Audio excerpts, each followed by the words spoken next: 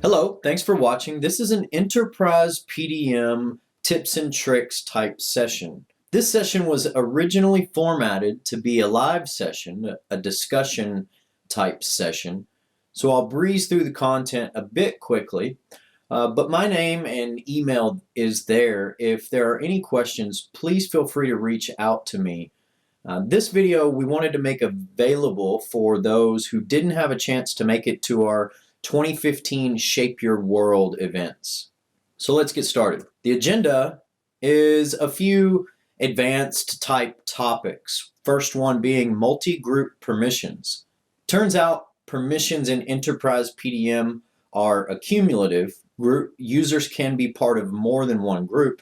So there's a best practice way to keep those straight as you're adding them from top to bottom, if you will, from least to greatest. The next is transition conditions. We can do some really neat things in the workflow in Enterprise PDM. So this is the document routing piece of Enterprise PDM, moving a document from status to status, such as pending, approval, approved, obsolete. So we can put some conditions and even automatic transitions. If a file meets a certain condition, it automatically goes this way. If a file does not meet a certain condition, it cannot go down this branch. So those are neat, and we'll take a look.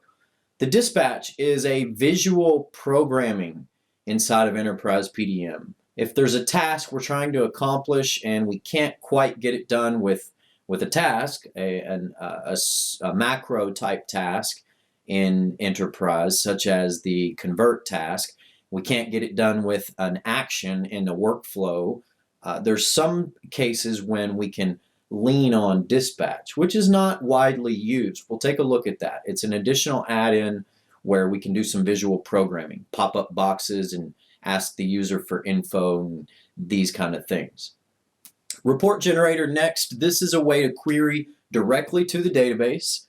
We have the ability in Enterprise to write SQL queries. Of course, everything we're doing and tracking in the Vault is tracked in a database, Microsoft SQL database. So we can create these queries, and then through a report generator, quote unquote, tool, we can give that query to the users. So they don't need to have SQL language experience to be able to run sophisticated queries. And finally, an XML data document is a great tool in Enterprise PDM. Again, not very widely used, but in those cases where the data card, if you're familiar with the data card in Enterprise, if not, we'll show quite a bit of that in this session. But when the data card has a ton of information and the document itself is really an afterthought, we can create an XML document, the advantage being that it previews really nicely and it updates in real time with the information we're tracking on the data card. So I've got my administration tool open. Let's say I've got this Vault, Joe Training 3.18.15, and I've got three groups there, all users, dot control, and engineering. And really my all users group in this company is a read-only group. So if you're anybody in the company, we assume that it's okay for you to see documents that are released anywhere in the Vault. So what does that permission look like? I can go ahead and open this up and say, well, for a folder, they have add access, move, read, but no checkout. And then for the statuses, you can't put Vault files in the CAD workflow, but files that are approved in that workflow, let's say standard release, we do have read access to those. So that kind of covers my base permissions for all users. So anybody in the company, there's a handy setting in here that allows me to say any new user that I add to the Vault is automatically going to become part of this read-only group. That makes it handy to apply settings globally and also add a new user without having to worry about jumping in immediately and giving them permission. So my next step would be to go up the ladder. As I said, kind of least to greatest. I'd go to dot control next and say these people have a little bit more permissions, But because they're also in the all users group, I don't need to give them read access here. I might just say that additionally they have checkout in this folder and they have visibility in this folder or in this state. So this starts to become, as you can imagine, a little bit obscure. Did I already give them this permission in the all users? Did I already give them read access? And jumping back and forth can be pretty tedious. So there is an multi-user, multi-group permissions technique. So instead of double-clicking on these groups or right-click open, I can go to the top level groups and say open at this level. So the technique really consists of this. I would start whatever permissions I was going to apply to the all users group. I'll just start like this. Group select those again, and then right click properties. So now when I go through and I give my read access, for example, my move, read access, that base lowest level permissions, I'm doing it on all three. And then when I step up the ladder, if you will, and give permissions at a little bit higher level, I'm doing it for both groups. And then finally, it would be the engineering who has the most permissions in my fictitious company. So really the advantage here is just to keep it all straight in your head instead of opening one by one and doing the all users lowest level and then going to dot control and giving a little bit more, then going to engineering and giving a little bit more even than that. I can just give them all certain permissions at a time, selecting and adding multi-groups. One trick that I'll say here is if you go this way, you have to hit save. Don't forget to hit the save button. If you just open these groups and do them just one by one like this, there's an OK instead of a save. So that really covers our multi-group permissions. The fact of the matter being that permissions in EPDM are cumulative, additive, if you will. So adding them all, adding similar permissions to multiple groups at the same time helps to keep it straight in your head as you're jumping back and forth and adding permissions on top of permissions. So next up is transition conditions. I've got a graphic there of a transition, send for design review. This is moving from form fit function to design review. Somewhere in a routing process for this fictitious company, I've got the file set to where they can go this way if they meet a certain condition. So a quick example might be that if this is a drawing, it doesn't need to go form fit function. It should automatically go to design review. So I've got one example here, and I'll jump over to the admin tool again. So this is a fairly simplistic workflow, fairly typical, other than this top design status review process. Files can be in design, and instead of going directly to design review, they may need to go for FEA. They may need to go for form fit function review, actually getting the hands-on prototypes and testing form fit function and movement in an assembly. So I thought this was a great example to use for transition conditions. What do we do with a drawing in this case? So a drawing doesn't need to go for FEA. A drawing doesn't need to tag along through the form fit function review. What we'd like is that the drawings would automatically land here. So there's obviously a couple of ways to do this. I can expect the user just to go ahead and send the drawings directly down, but that introduces the possibility for user error, and there might not be consistency. One guy might prefer to just let the drawings tag along through the FEA and FFF review. So a neat thing I can do here is just make a quick copy of this transition. We'll go ahead and paste it in from there to there. And it'll be a direct copy of this other transition other than one thing. In order to go through this transition, you have to be a drawing. So I'll set a file path condition, text contains %.sld_drw.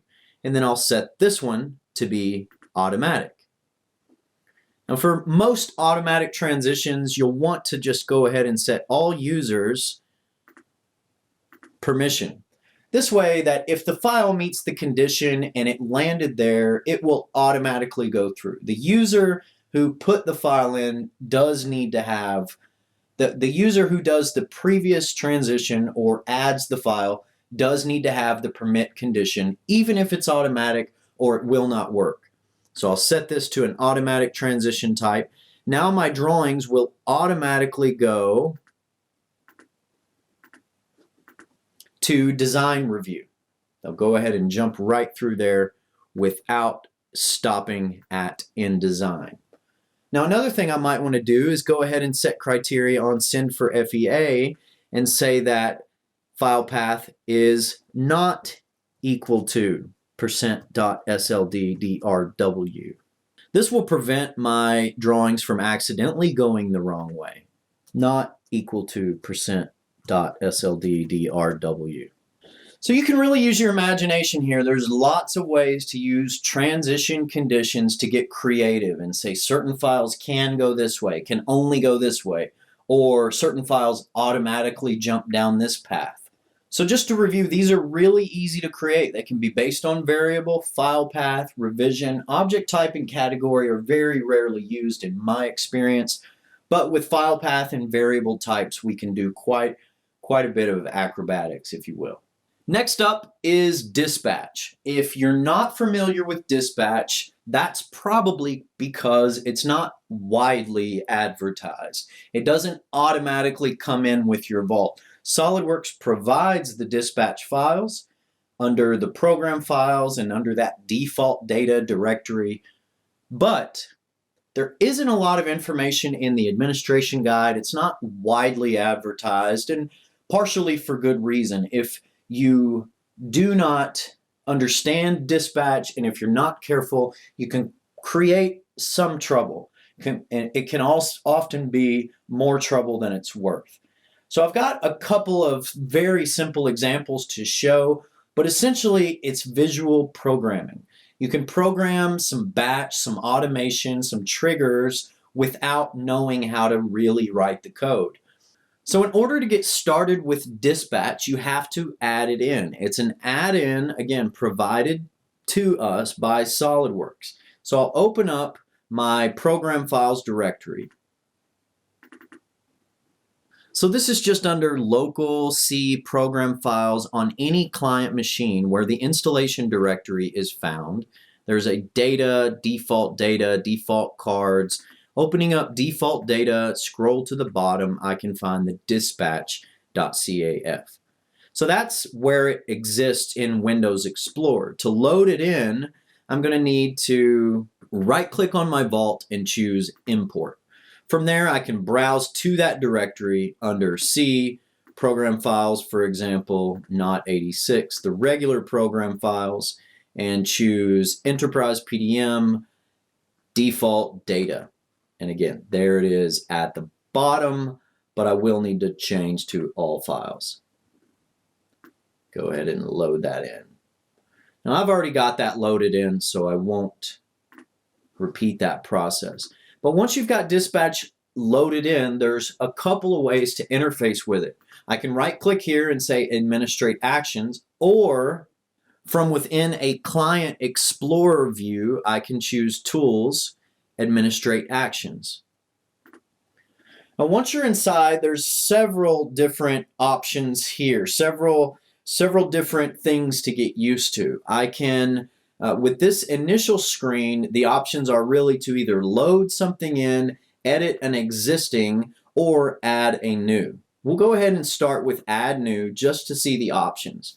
So I'll say test, dispatch, and maybe give it a description. And there's 4 types of triggers. When the file is added to the vault, and there's conditions on what the file path should look like. During a checkout in a certain folder, or again, checkout in the entire vault, maybe %.%. During a state transition, this one's the one I've found myself using most often. When a file passes through a certain transition in the workflow, we can set this off by setting a path and a destination state. When the file is going to approved, for example, run this dispatch. So those are the ways to trigger it. Well, 3. Another is a right-click menu command. Just like the tasks and the templates, we can set this up to run from the right-click menu.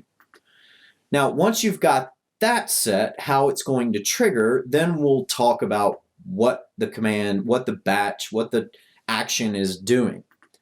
So here's the drop down for your visual programming satisfaction. We can do several things, including check in files, check out files, rename files, cancel a command, OK box, a edit box, set variables, and so on and so forth. So your imagination may be peaking here. I've got a couple of examples to show. I'll cancel this and just jump back to my vault view and show what this looks like. So I can right click in the background and choose say hello. And this is a useless dispatch, but it does show how this can pop up in a right click menu.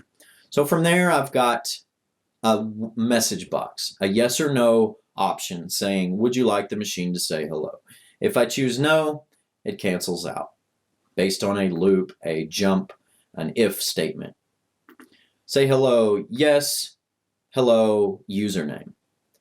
So what's that look like in the background? We'll jump back here and administrate actions one more time. There's the say hello command. I'll edit. Say hello, OK message box triggered from a right-click menu. So yes, no message box. Would you like the machine to say hello? And then I'm storing the answer and assigning their answer a value of 1 or 0. Then there's an if statement, a jump in PDM. Again, if we do add, one of the options we have is a jump. So I can run an if statement based on that answer variable, what they said. So the jump is set to say if the d_answer variable equals 0, then jump to the end. Otherwise, it would continue on down through and show this message box. Hello, name of logged in user. And then finally, I needed that label so that my jump would work. I've got another example here, get watermark from user. So what's this one doing? During a state change, I'm popping up a box to ask a simple question. So we'll open that to see what the question is asking. So the prompt says, please enter what you would like the watermark to be. Notice the variable name there, d_water. There's nothing special about the d_water. That's just a technique I learned a long time ago. If you need to store any kind of answer or manipulate any kind of data, you have to create a variable. A lot of the magic happens with the variables. And anytime you need to create a variable, this button will be here. It takes you to the same place this button takes you to and allows you to create these variables. There's a lot of options here, many of which I don't understand, but you can do string functions, you can grab environment variables, and you can create runtime variables. That's the yes-no type, the simple watermark or the simple question and answer, and then another path type variables where you're using a rename function or grabbing the extension from a file name. We'll go ahead and say cancel there and then step through this a little further. The watermark has to be greater than 10. We decided that we didn't want the user just typing in ASDF and getting past this message, so we created a little bit of a validation here. So really it just says if 10 is greater than the length of the watermark, again just using some string functions here, then send them to an error. So it's a jump, it's an if statement really. Now you can't choose less than, so you have to be a little bit creative and do the number first. If 10 is greater than, when logically I've stumbled on these a lot of times, wanted to put the length here and say if the length is less than 10. So you have to be a little bit creative and use this kind of counterintuitively. So if it errors out, it would jump down to this error, which is just an OK message box. So it jumps to the label and then continues to run through the code. The OK message box, this is not a valid watermark, then cancels whatever command they were doing and saying end. If otherwise, it would start a loop. There are these for all document, end all document loops. There's also a for all configurations and an end all configurations loop. So this allows the user to be this allows the action to run on multiple files rather than popping up the box every time. I ask the question before the loop and then begin the actual checkout set variable. So I'm writing whatever their value was to the data card variable. So the selected file, I'm setting a variable. The destination variable is watermark. What am I setting it to? Whatever was in their D_water, what they typed in when they were prompted. So then I'm checking the file back in, ending the loop, and just cleaning this up or ending this cleanly by giving them an OK message and then jumping over the error. So there is also an always type jump. So this is an if statement again, but there's an always condition in there. Essentially, I don't need an if, I just need anytime. If it makes it through this area, I would want it to always jump over the error. So it jumps to the end at that point. So you can absolutely get creative with these. You can do a lot of fancy things. One thing I do want to point out is that we have a ton of open source examples. We consider all of our little experiences with these, the things we've put together through technical support, we consider this to be free and open to the public, customer, non-customer. Check out our website, kb.goengineer.com, for some examples there. Some of the very useful ones that come to mind are renaming a batch of files. For example, you've brought all of your files in with a descriptive name and you'd like to switch them all hundreds at a time and rename them with the serial number for the data from the data card. That's a very useful one. You can grab batches and batches of files, right-click, rename with serial number, and have that description and part number kind of switch places from file name to data card. Next up is the report generator. Again, lots of open source examples at kb.goengineer.com. We're more than happy to share these with you that we've developed and accumulated over time. If you're not familiar with the report generator, it does run from the Tools drop-down menu. There's a report generator option there in that graphic. And some quick examples include the ability to run maybe a drawing status or list all projects having more than X number of files. Show me all files in the vault. Show me all variable mappings in the vault. These are just some very quick examples. Once you have a report query, or a SQL query, I should say, once you have a SQL query written, you can copy that to a text file with certain formatting and then load it into this report generator, and it becomes available to any user who has permission to do that.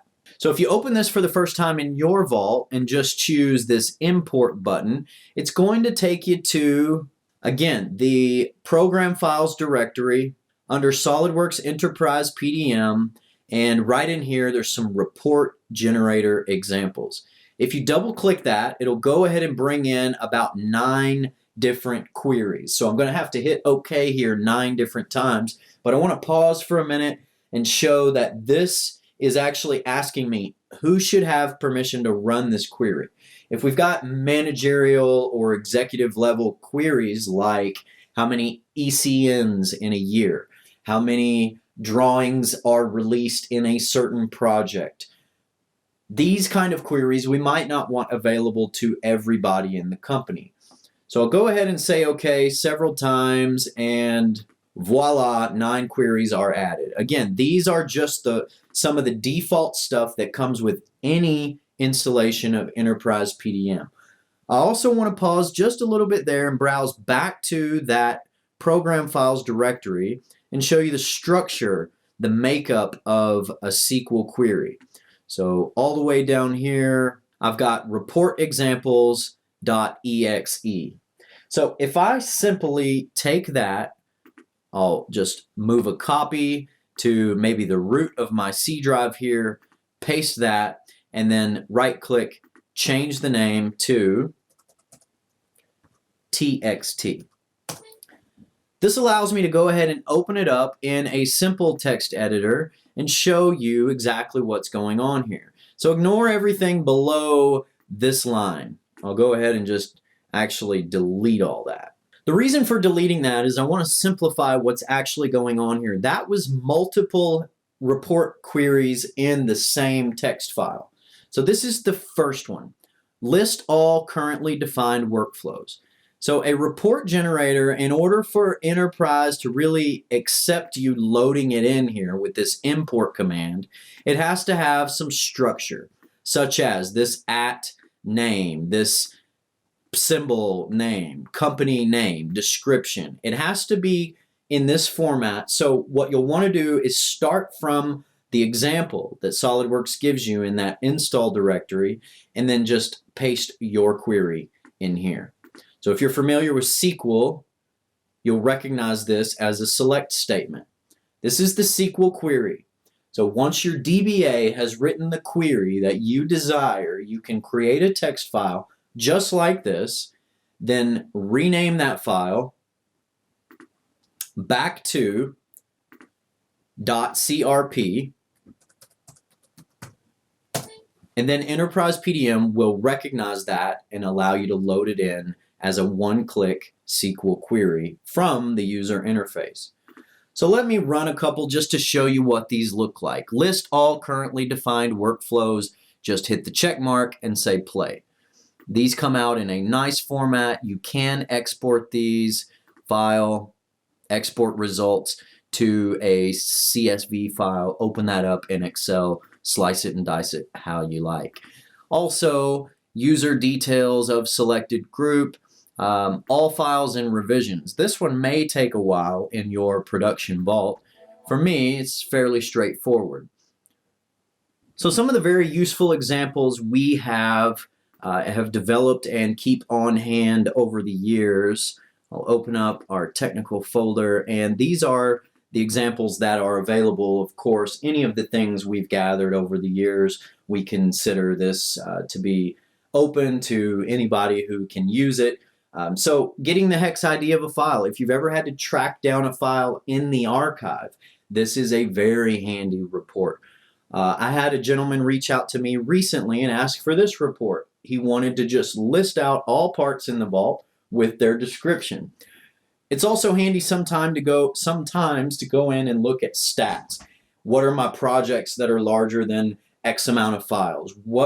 How much is the vault growing by month so that I can keep an idea about disk space, these kind of things. So reach out to us. Again, if any of these seem useful, we're more than happy to hand those off, the ones that we've already created. And again, if you've got somebody with SQL experience, a DBA on staff, you can write these queries to your heart's content. Finally, data-heavy files. If you've ever had a file type where the data card is just overgrown, contains a ton of information, such as an ECN document. We've used the ECN as an example where this really comes in handy. I want to be able to type in all of my change description. If you're not familiar with ECN, it's a engineering change notice. ECO is another common acronym, engineering change order. Anytime I have one of those, in many companies, the data card becomes this all-in-one kind of interface. If the users can type in their change there, if they can type in what the change is, why it needs to happen, what the disposition is, all of these special engineering details, and then the workflow is going to stamp who approved that change, who created that change, then why do I need the Word document or the spreadsheet at all? If the data card really is the interface, then the need to have an actual file becomes less and less. So the XML data file is a great example of this. The reason being is because it's got a great preview.